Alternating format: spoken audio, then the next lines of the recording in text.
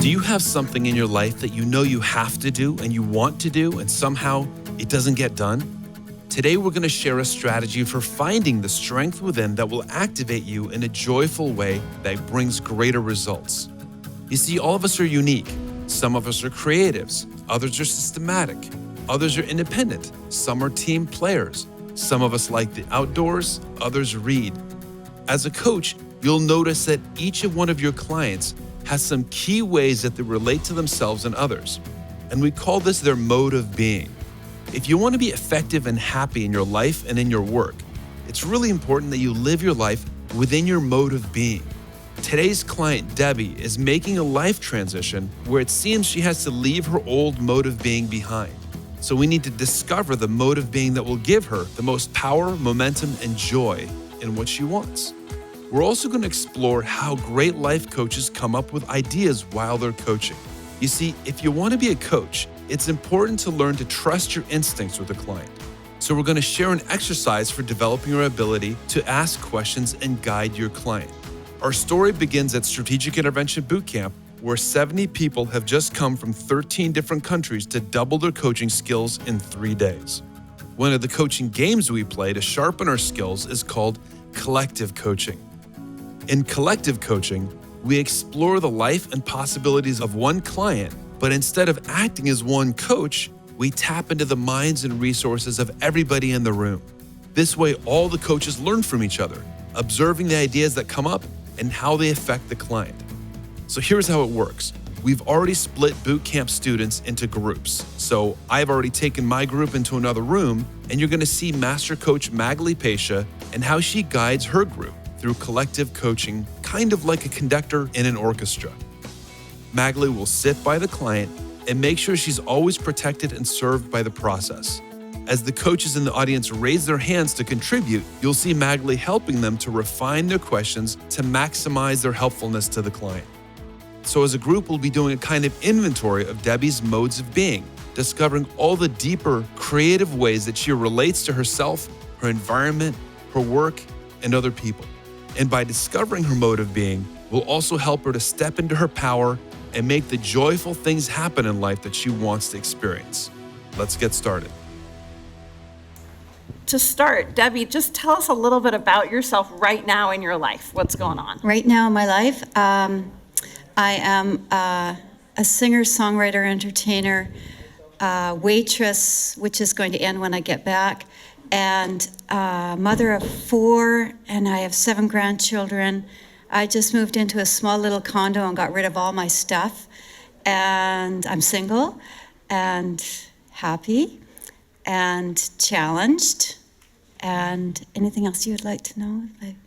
That's beautiful. So Yeah. you're very flexible. You can handle Very. a lot of different jobs and ways of being. I'm learning that. I wasn't. So my last year was a huge year of transition for me. I went from being really afraid of leaving the job that I had that was so secure for 13 years. I owned a shoe store and sold it, which was a miracle in itself, and sold my house and moved and remained single. That was all very challenging for me, and I've come to this point and made it to San Diego by myself, which was wow. Yay! Happy. Okay, who has a question for Debbie? Great. Let's start with you, Mike. You know, just starting out, it sounds like you've had a very brave experience. And so it sounds like there would be some adaptability that you've had to go through. Could you just talk about some of those ways that you had to adapt to the different changes that have been happening and share with us about that? Absolutely. I was terrified of financial failure. I thought if I lost my store, I'd lose my identity, and I'd lose my house, and I'd be broke, and not that there's anything wrong with it, but I'd be cleaning houses, and I didn't want to do that. And so just overcoming the fact that I could sell my store, and I still could be successful, and I could do something I loved, which was not far from cleaning houses. I became a waitress, but I loved it for the time being. And I didn't lose my identity. In fact, I think it became more. I became more of who I really was. So you owned a shoe store, right? Is that I- right? yeah. So it's a retail operation. That's correct. And then you went into waitressing. Yes. Okay. Curious, was it just that you needed to have a job and you fell into that, or did you think, I really want to do that and just kind of have that be a bridge for the next level? What led you to? That was the intention. I actually went in for a gig to this restaurant, and I got the gig, and I mentioned to the guy, the boss, who's delightful, that I wouldn't mind trying waitressing.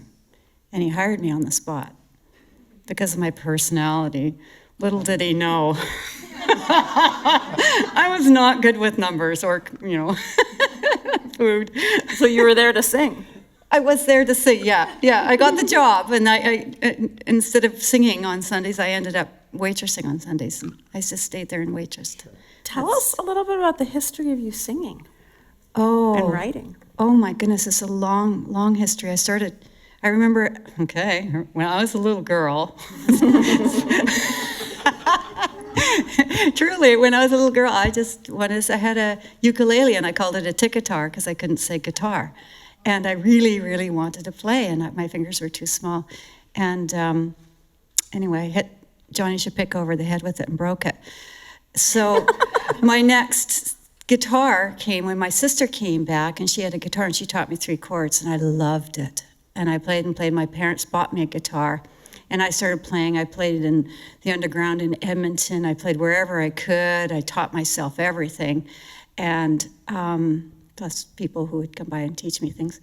And then a whole bunch of things happened, and I had my children and put it on hold I sold my guitar, and 20 years later, my husband and I ended up divorcing. And he just happened to know the girl who bought my guitar, and she gave it to him and said, "Here, give this back to Debbie." And so How many years later? 20. My old guitar that I got when I was a teenager, right? So it was my therapy, and I spent all that time in the kitchen, closing the doors, and I'd play guitar. And I met somebody who played music, and he was a real catalyst to get me out. And within 2 years, I was playing professionally with him in a duo. We did a folk duo, and then we did a jazz duo, and then we put together a 50s band, and that went on for 5 years until he had to move away, and I was a solo. And here I am now, putting a band together. So then I was still curious that you became the waitress and you're a musician, but what led you then to coaching? I'm missing the gap. Oh, okay. Well, I did end up having a coach myself. I went through some difficult times, and he was the one who actually said to me, "You'd be a great coach." Yeah. It sounds, I could be wrong, but it sounds like you value connection quite a bit. Oh, yes. People, I thrive on people. I love people. I love serving. I love if you sing in a room, you create an atmosphere. Even if you're background music and they're all talking, you're still creating an atmosphere. If I'm serving coffee, you're serving. I love it. Just love that. And coaching is the same thing. So playing music, serving people food, coaching, it all has a common mode of being. Yes. Yes. Right. Absolutely. Interesting. Very. Really cool. Yeah. Yeah. So what's missing right now? Beneath the different activities in Debbie's life, there's a common mode of being. Do you see how this works? By the way, this might help you right now. Think of something that you want to see in your life, but for some reason it's not happening. Then instead of blaming yourself, ask yourself, what's the mode of being behind that thing that I want? And as we work together in the room, see if you can discover any more modes of being that are active in your life. So what's missing right now? What's missing? Just doing it now. I talked with Keith, and we were talking about it's time to give up the waitressing because it's taking all my energy physically and time-wise. I just did this. I just did it. I made myself come, and it took a few mental hurdles to get here. When I get back, I'm going to talk to a bunch of people wherever I can. I'm going to finish my book on, what's it called? Marketing. Yeah. And I'm going to talk to enough people until I have 6 clients a week. 4 at least, 6 at the most. And waitressing will just drop off after that. And then I'll have time to play music and I'll have the energy to do that and do my physical activities, which I love as well. Did you see an emotional shift in Debbie just now? When she talked about serving people, she was full of a thriving energy and enthusiasm. But when Debbie talked about moving from waiting tables to coaching, there was a sense of hesitation and loss. She seems to be at a transition point. She knows that she'll have to quit waitressing in order to be a coach, but she loves waitressing and is afraid to give it up. You see how this might make it slow for her to change? So one of the questions for the session will be, what modes of being will free Debbie from this hesitation so she can tap into her full power as a coach? I wondered if you had a clear picture, or any picture, of who is your perfect coaching client. Yes, I do. And it would be women like me who have gone through transition, 40 and over. I'm not limiting it, but I can really connect to older women, having been in a shoe store for 13 years. What made you sell the business? It sounds like you were successful. Was it just It was. drop and go? Because then, there's that Yeah. in between. Well, or- as one of the girls. 'Cause you're good with Amy. numbers. You said I'm not good with numbers, but you were good with numbers to have a successful business. No, I had an accountant who did everything. Now, what kind of skill is that? But that's having an success accountant? right there. That's reading people to be able to find someone that you can trust. Yes, And totally. having a good accountant, that's huge. Yes, Right. and along That's this very thread, tell us about the mode of being a business owner and how that will help you in the mode of being of having your own coaching practice. Oh, because I do understand business, and I do understand, I think I learned a lot in the shoe store was getting into people's, I don't know what you call it. Shoes. Yeah, shoes, yeah. Or putting them in the right shoes. I'd get into their space, like they'd come in all hurried, and I'd go, "Oh, can I help you, ma'am?" "Yes, okay, right away." And we'd go in the back and get the shoes, and they loved it. Or if they were do-dee-do, I could do that. Slow right down. You can match them. What can could we match. call? Very Yeah, intuitive. great. What could we call that mode of being? That matching, that syncing up mirroring. while serving. Yes, right. Is that your word, mirroring? That's what you said? Mirroring, yes. Mirroring. Yes. So that would be another, so we have the server mode of being. Mm-hmm. We're investigating here. Server mode of being, mirroring mode of being. Let's find some more modes of being. Do you see how mode of being works? We talked about something Debbie does, such as working at the shoe store. Then we talk about how she relates to that environment and the people in it. And we discovered what Debbie calls it. She calls it mirroring. In fact, many people who become excellent coaches have developed the skill of mirroring people sometime in their life. Now, if you're a coach at home, feel free to pause this video at any point whenever you have an observation about Debbie. Write it down and then translate it into the question you'd ask. Good questions to ask are, for instance, could it be that? Or I'm wondering whether, or would it make sense to say? A suggested question is a powerful question. In this exercise, we want to accumulate. We want to find more and more modes of being, strengths, and skills that Debbie has. As we build this list, it has a cumulative effect for her. Debbie, first I want to say I'm really impressed with your courage. Thank you. And I resonate on a lot of levels with your story. So one of the things that I'm kind of thinking about, because you want to switch and you're doing something that kind of feeds, in a way, your mode of serving. But at the same time, you said it's tiring and you want to wean yourself from waitressing. So what do you find most tiring? How many hours a day do you work, and do you commute? Where does that energy drain come from? In order to help a client with a life decision, we need concrete facts about their life. Analia's question is great. She starts by appreciating Debbie for her courage, elevating her. Then she asks specifically what is draining about waitressing. This kind of question is great because it gives us access to the actual facts of Debbie's life and her day. Well, waitressing I work anywhere from 6 to 11 hours a day. but you don't take breaks. And I think the most tiring thing about it, and I do also find it the most exhilarating, is you're running on adrenaline. And I can go all 11 hours without stopping. Once I stop, boom, I'm done.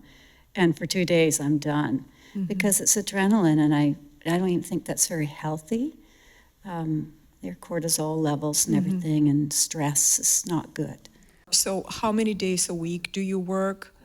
And because it sounds like a lot, do you have, so is it 3-4 days a week that you work and you have some days in between that you rest, or is it every day that you have this? It's sporadic. I've worked 4 days, I've worked 6 days a week. It's every week is different, so I never know what's coming. So you don't have security, you don't have a definite idea of how No. your week will look like. So how much in advance can you know what your day will look like, for 2 example? days.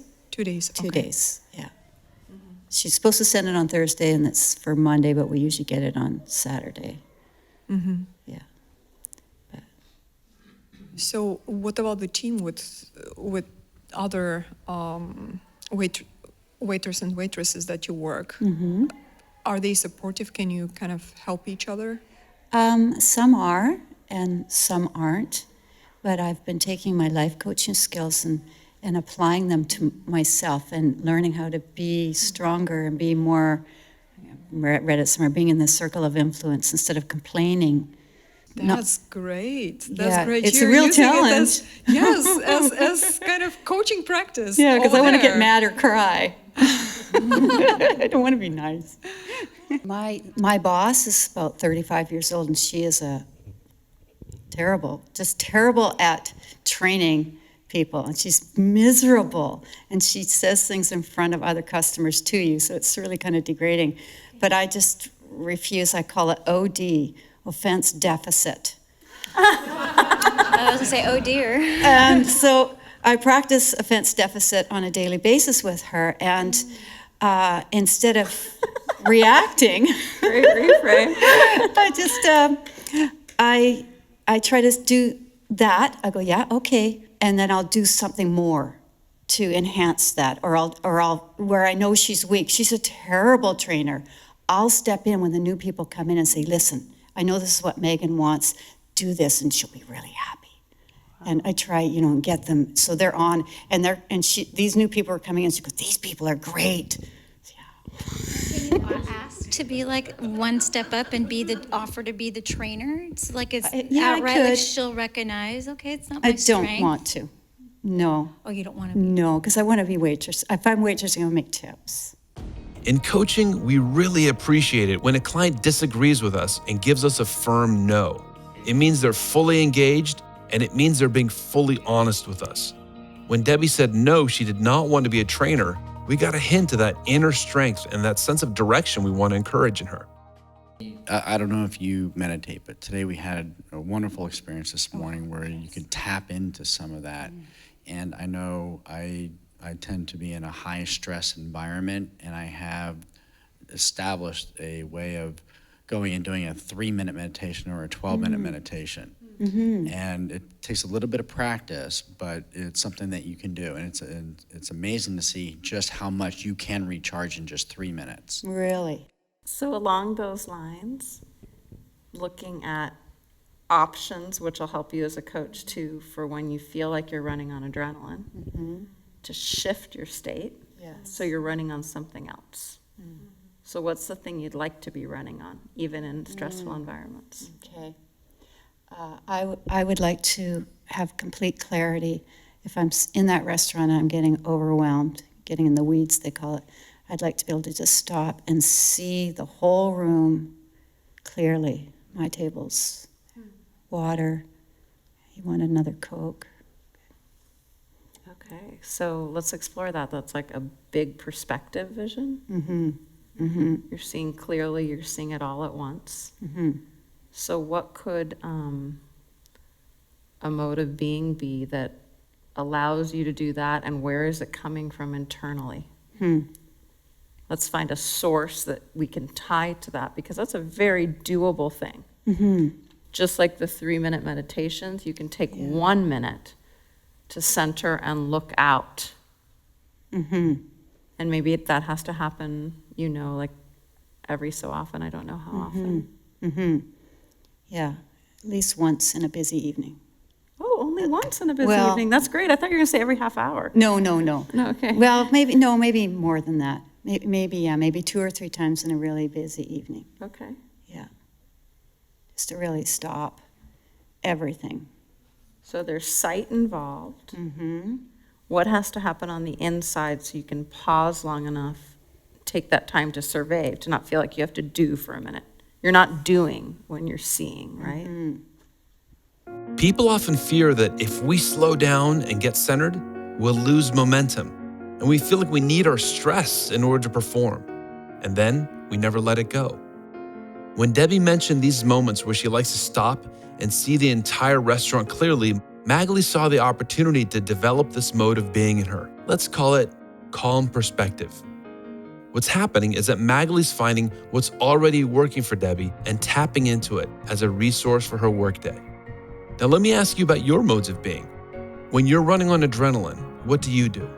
Do you have moments of rest that could become moments of calm perspective for you?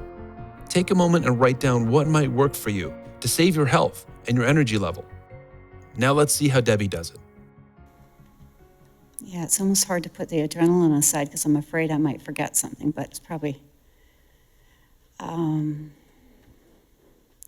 would just have to feel right in here to slow that all down and take a couple of big deep breaths. Okay. I could stand anywhere. I could just stand at the back of the service station and look out and see everybody and remember their faces. And when you're looking out from there, because I know you like the server mode of being and you like mirroring, Mm-hmm. is there some bigger connection that happens when you're seeing everything that has to happen? Mm-hmm. I'm taking care of them You're taking care of them. and making their experience a good one. Great. I'd like to make a suggestion that when you're checking in and you're bringing your focus here, you said, Mm-hmm. and you're settling for a minute before you look out, that you actually, just like looking out gives you clarity, look in and do a full body scan quickly. Wow, okay. So it doesn't have to, it's not a slow thing. It's No. quick. It's a glance. Like Yeah. 5 seconds internally, you just scan yourself and you kind of feel it becomes bigger and bigger, the feeling, but it's as if I'm feeling myself from the inside out in this body. Now I'm focusing on my energy here and I can then look out with clarity. So, and this will also be helpful even when you're busy as a coach and you have many clients and let's say you're tracking 10 different people. And it's not the same because they're not all at once, but you need to plan your week and look out also at all those clients from that Separate perspective. them out so I can serve them the very best. So this seems like a mode of being that will be useful to you, that you want to have now and that will keep being useful to you. Yeah. But maybe it's not one that comes naturally, which is okay. Right? Because I mean, sometimes we have to add in a mode of being that we just need right now. When we want something for the future, the way Debbie wants a coaching practice, we tend to keep putting it into the future. But as long as coaching stays in Debbie's future, it doesn't happen, right?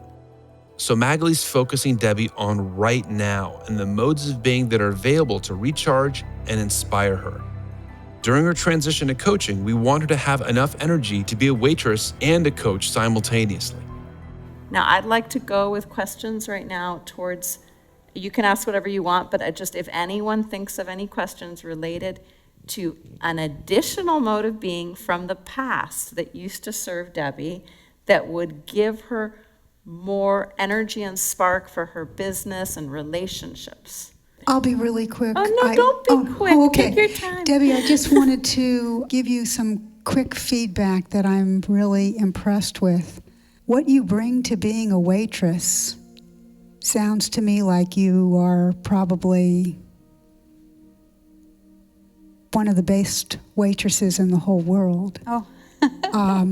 You bring, you're not treating it, you're treating it in a very elevated way. That ability, those talents and gifts to be approaching that form of serving people at the level that you do is inspiring and inspirational. So I just wanted to acknowledge that. Thank you. As coaches, it's important to see how our words impact our clients emotionally. Notice how these words affected Debbie. She took this compliment very deeply. In fact, this might even be the turning point for this coaching session. Debbie so values service, and acknowledging this touches her heart. When as a coach, you truly get your client's motive being, they feel it in their heart, and they transform. Very That's nice. so That's very powerful, and I want to add to what you're saying, that it seems like, at least what you sparked in me, is that you're present in all these different roles. Right. Is that, Okay, yes, would that you makes say sense. that's true? Yes, I definitely try to be present, because then you can connect with what they want. Like when the busy lady came in the store, I connected with her. That would be being. that would be presence. Presence. Yeah, so Yeah. that would be its own mode of being Uh-huh, also. right, presence, yes. So can you be present also without serving? Magali's trying something different here. It seems that every time that Debbie talks about serving, it makes her present. Now, are there times when she's present that it's not about serving other people? This is simply a new possibility that Magali wants to offer to Debbie. Now, pay attention to Debbie's response. Does she accept this new possibility? Will she open up to it? Let's see that again. Can you be present? Are there areas of your life, things you do, not about work, not about any goals, nothing like that? Just things you have in your life right now where you can feel that presence and it doesn't tie into serving. It would be yoga and meditation, which And do you like those? I do, and I love them, what we did this morning. Oh, I'm good. coming to the Good. classes. So you should do that with your clients. Yeah, I will, most Yes, definitely. yes. Yes, yeah. But I think, And what else? Sometimes there's Okay. things we don't even think about, like some people feel presence when they do the dishes. uh-huh. Some right, people feel okay. presence when they water their lawn. Mm-hmm. And you're serving, but you're serving your home or your environment. Yes, yeah. But it could even be when you take a bath. Mm-hmm. So I'm just wondering, Yeah. allow anything Okay. to come. When am I present? When am I present? I'm mostly present when I'm with people, I think. Because I can be by myself and be quite rattled. But when I'm with people, I can really get present and be with them. Do you think it would be helpful sometimes to bring that skill you have of serving and presence just back to yourself? Yes, very much so. Yeah. Mm-hmm. So what would be the easiest way possible To bring that presence or to to. yourself? Something you like. It can be something you would call silly or not important, like reading a magazine or anything. But it actually Dancing. serves a purpose. Dancing. Dancing In my that's living room. Great. I've done yeah, it. well, that's not silly. That's important. Oh, You're it's also silly taking when you care of watch your me body. dancing. And what about singing to yourself or when you're writing the songs? Singing, yes. Yeah, quite often, though, I'm thinking about what I'm going to be doing when I'm singing, though, which I need to change that. I want to get back into really, I love singing. Well, when I'm present is when I'm singing to people. Yes. I'm yes. singing by myself. I'm preparing to do that. Okay. So could you sing to yourself, imagining that there is all of you from the past and the future? There's so much of you that you can sing to, just for 5 minutes. Mm-hmm. Just like, or you dance for 5 minutes. Mm-hmm. And Yeah. it's for you, those 5 minutes a day where you're feeling that presence for just you. Mm-hmm. Yeah. Yeah, I could do that. Okay. At first, Debbie didn't even know how to think about being present without serving others. It seemed that even when she's playing music alone, it's a preparation to be with other people. But Magali held the possibility open until Debbie found something. She said yes, when she dances, she's present to herself. Now let's open back to questions. So just looking at some of your past successes, one of them being the shoes, right? Yes. The shoes. You know, immediately what came to mind, and I'd like to know if you resonate, is Dorothy. And thinking of the shoes that she had to slip into and what that meant to her. Yeah. And I'm just wondering, would it be possible to create something with that connection, that even if you had a little pair of shoes, a little something you could put on your keychain that you could say, hey, this is a reminder of my strength. And if you could look back in your past and say, when was I at my strength? When was I at my pinnacle? When did I feel empowered and strong without losing my power by serving other people or pleasing other people? And if we can just connect that, and you can bring that past strength into your future as a motivator or an influence on your life. I've never felt as strong in my life as I do now. So that time would be this period in my life.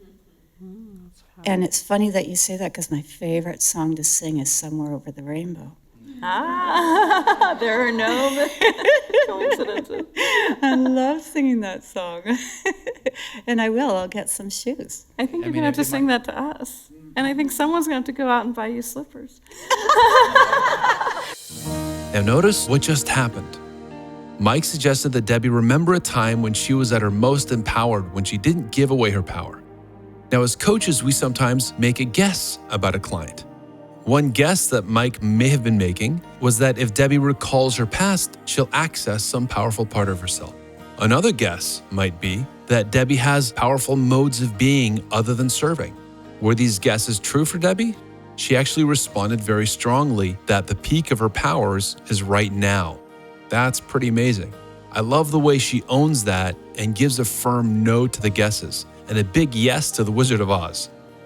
Magali will help Mike now to follow up on his question. Let's work with what you were just saying, but she just said she feels very empowered now when she doesn't have the shoe store. So look for another, and we all love the Dorothy, because I mean, it's so vivid, it's yummy, right? But let's explore something else that's about what's happening right now that helps her feel powerful, and find a new metaphor. So ask questions. Find out you're staying with you. Yeah.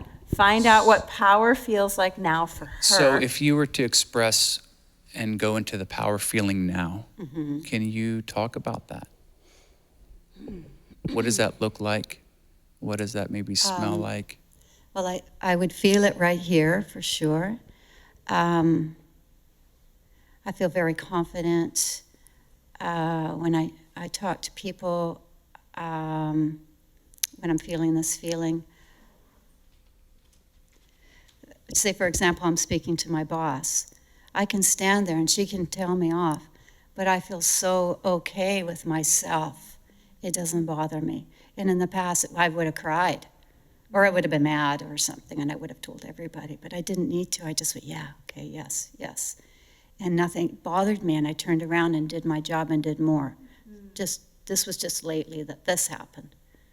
So that was very powerful for me. That gave me a real strength. Is that an answer? Yeah, that's Is a it? beautiful answer. Yeah, most humans can't do that, you know. It's a superpower. As coaches, we want to be able to act on our intuitions, right?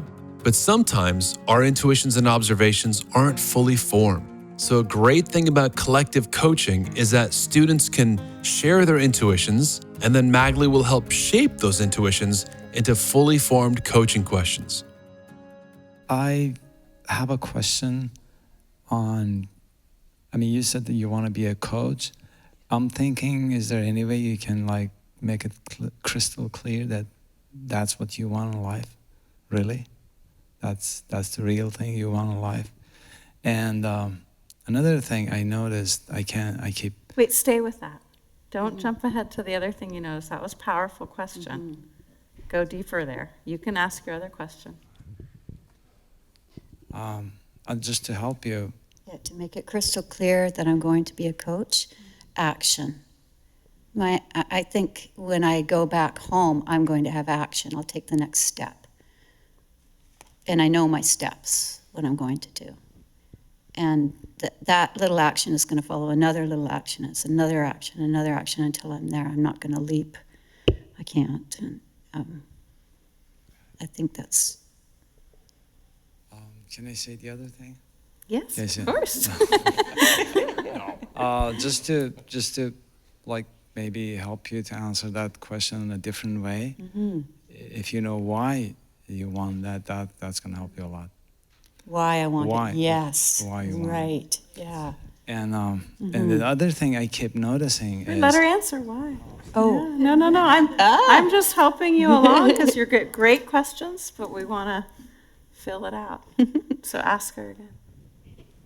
why you said Why? you sure crystal clear you want to be a coach. Why? Why? Number one, I want to make money doing something I love. Number two is I feel like I could affect the world. I'm not wasting my time. I'm actually affecting the world and living my purpose. It's a mode to live my purpose, and a powerful one because I'm learning all kinds of strategies, and wow, it's beautiful. Quick note here. Do you remember Debbie's level of energy when she was first talking about marketing her practice and starting as a coach? Compare that to how she's communicating now. Do you think this process is helping her a little bit? You can see this, right? What I noticed about her, I'm not sure what your first human needs are, but uncertainty is probably second or first. And I don't know how you, what are your rules for, having uncertainty in yourself or seeing it in other people, or what kind of vehicle you're choosing. I think that's going to make a huge impact on what are you going to do next. Okay, so make that a question. Ask her, do you enjoy experiencing uncertainty? In answer to that Would question, that be a good question based on what you're? Well, yes, and the for example, the jobs that you pick, you're attracting things that are uncertain, and you deep inside you enjoying them. Even maybe on the surface they may look like a little challenging and bothering you, but deep inside you attract what you really want. yes. So a great way to phrase that is not to just observe, which is a great observation, but to ask, could it be? Could it be so? It seems to me that maybe, just maybe, you That's enjoy what I wanted this. to ask. I don't know why I asked differently. Because we're all learning together and you have such great questions. So I want to help you ask it of the client in a way that they step forward towards you when you ask the question. Great questions. Want to explore that a little with him, the uncertainty, the way you feel about uncertainty? And Absolutely, and I think it's ironic that you would say uncertainty. And I think my persona is much different to who I am, because certainty has been my major need. To be certain about finances, to be certain in a relationship, to be certain. And I've turned that on its head, and you see uncertainty. Yes. Isn't it great to see a client stand up for herself like this? It's a sign of someone who's fully engaged in her mode of being and really feeling empowered. This is probably a kind of breakthrough. we have a lot of men want to coach you, lady. Yeah. I got another man here. They're lining up and they're all young too. All right, good. Lucky. What I'm saying is that you, in customer service, you're caring, you're nurturing, you want to help, you want to have that variety of taking care of everybody. Well, just in my tradition, I am Navajo, and we have something called. Does that seem correct? What I'm referring Yes. to? Okay. In my culture, we have a thing called storyteller, which is a grandmother with all their children, and it doesn't. What it is she's serving them, she's protecting them, she's giving them what they want, and in return, it's fulfilling her need of that love, that certainty, that clarity, getting back to her, and I think that would be a great. Metaphor for you to not the storyteller stuff, but feeling that motherly going into coaching, because I feel that's where your strength is giving that certainty, that love, that the customer service to those that want it and that need to be heard and that love to be heard. Yeah. And when you sing and when you write songs, you are telling stories, right? Yes. Every that's song right. is a story. Yeah. And the audience is like the children. And then you have your grandchildren too. Do you ever sing to them? Oh, yes. Yes. Yeah. So what's the presence like of that moment of connecting with the grandchildren? Oh, wow, that's just wonderful. I read to my kids so much that they finally said, Mom, do you have to read to us tonight? So, yes, no, but I love that. Notice that with communal coaching, Debbie is able to take in every suggestion and find a correlation within herself. Hearing about the Navajo storytelling tradition, she finds a storytelling tradition within herself. Notice also how the group has collaborated in this coaching session. Each coach brings a new layer to the conversation. We've been talking about coaching like it's just the next thing, but a lot of the things, with waitressing and when you perform, you have like this connection and you're really talking about this excitement and like the way, and not only are you giving something like you're giving, but you're getting a lot back. Oh, like, yes. How can you translate that into your next transition into coaching? Because we haven't talked about your passion for coaching and how you're feeling about where the Yes. future pull is into coaching that's gonna get you to start seeing clients.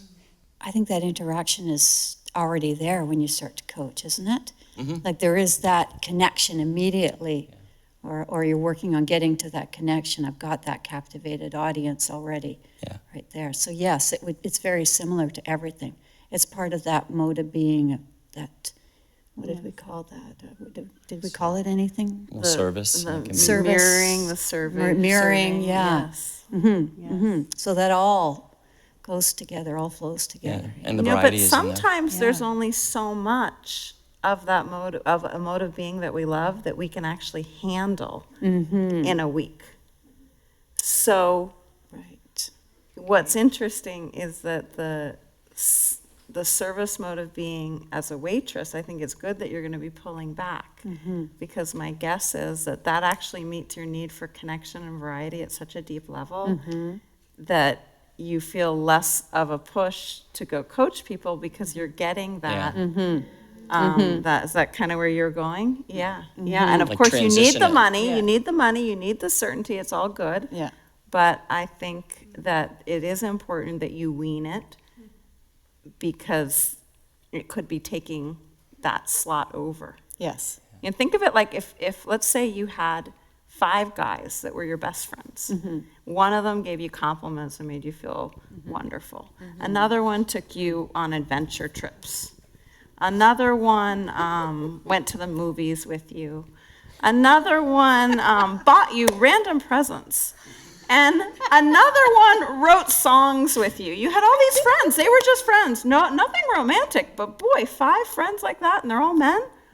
Are you going to have the energy to date anyone? Good point. Yeah. Good point. Gotcha. Yes. Magley's using a powerful analogy to bring a point home. She's also suggesting that Debbie consider new possibilities in her own love life.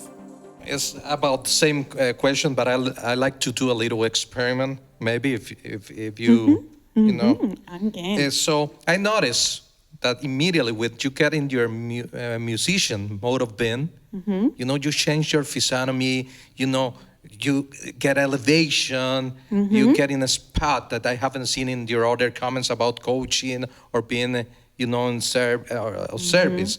So could you go back to a time of one of your best performance and one of the ones, that you feel the best, that you feel, that you see, that you smell a lot of things, and how, and while you visualize that, watch how you can apply that to your coaching practice. Yeah. Got that. Got it. Go there. Close your Go eyes. there. Yeah. Close your And eyes. tell us about it. Close Oh your my eyes, goodness. go there. Yeah. Back in Okay. time to that I can time. be singing a song sometimes, and okay, I'm not even going to say that. I can be singing a song, and I will know I've connected with the audience. They're silent, and I might even see somebody. I'll just see them in the back, and I know there's a connection there. It's like this. It's like, wow. And the song ends, and there's a moment of silence. And I just know something happened. And I could sing that song by myself, it wouldn't be there. And they go away from me, it's not there. But when we come together, it's there, there's a connection. I often think about this, famous artists, they get on stage and they're, oh yeah, and they're real connection, and they get off stage and they're by themselves, and a lot of them are drug addicts or alcoholics, and that's why, because you go right down to normal. Again, you lose it. And the audience thinks, oh wow, they were always like that, but they're not. So it's really that connection. And yes, I could take that moment where I feel that silence. That's how I want to feel when I'm coaching. I want them to be silent for a moment and go, wow, I got it. Hold on that feeling. Uh-huh. Hold on that feeling. I will. I will. Totally, I will. Yes. If you think about it, Debbie has been talking about two main modes of being, serving and performing. For many people, these are very different. And for many people, these are in conflict. For Debbie, they're two sides of her greatest happiness. But in this moment, we're seeing these two modes of being combined for Debbie. She sees that while coaching, she can have the same fulfillment she has while performing. Let's see what that does for her. When you're up here in this situation, it's speed, huh? Oh, It's yes. like, yeah, it's that adrenaline. Yeah. It's okay, I can do that. Can I get you a coffee? Always. I tip well.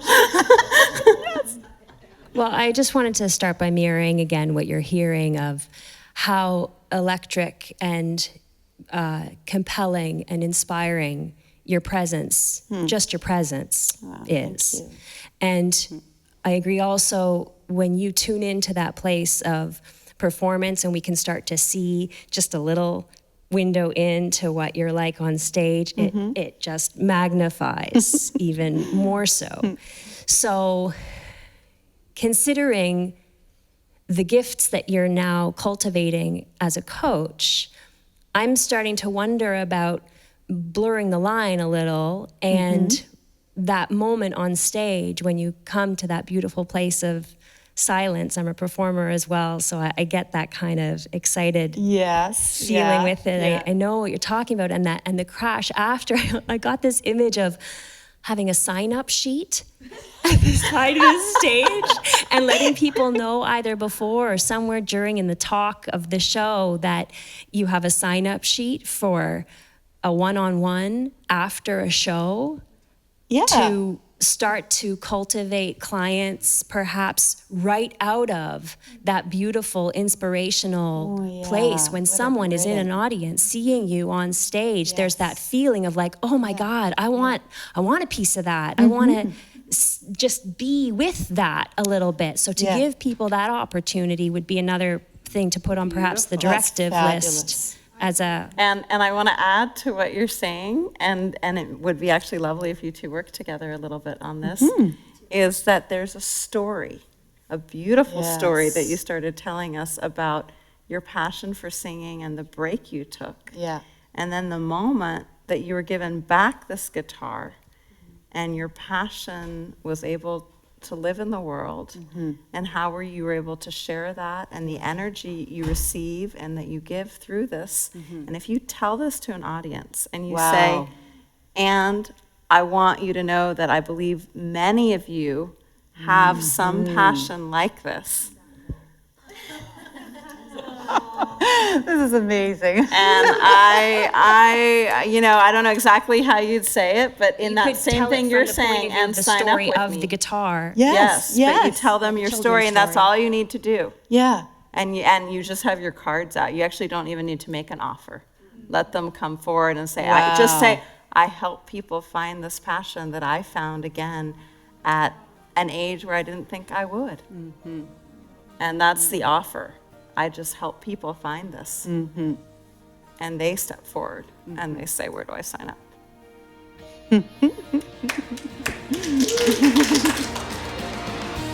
One great thing about coaching is that there are opportunities everywhere. Whether you're a performer, a teacher, or work with people in any way, you can offer your audience a way to find you and sign up for a coaching appointment. For Debbie, this makes it so much easier to let her passion for performance feed her desired career as a coach. All right, you guys were amazing. What a group. I've never heard such great questions, great directives, observations. Beautiful. And elevation. Like when the moment when you spoke so truthfully from the heart and elevating, it was beautiful. There were elevations all over. Will you elevate us one more time here and sing for us?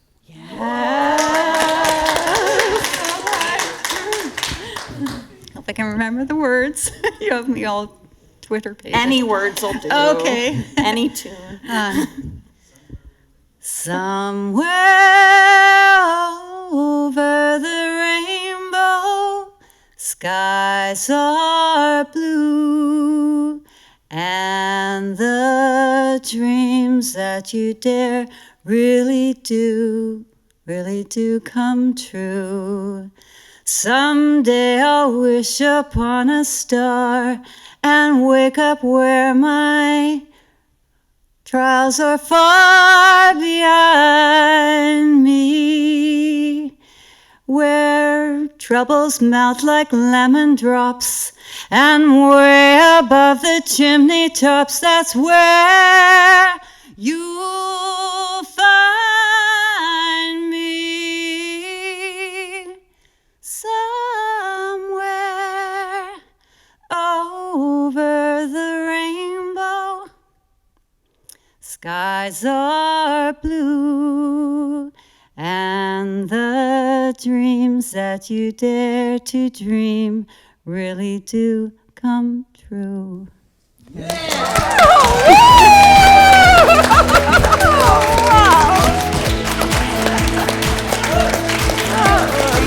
much, guys.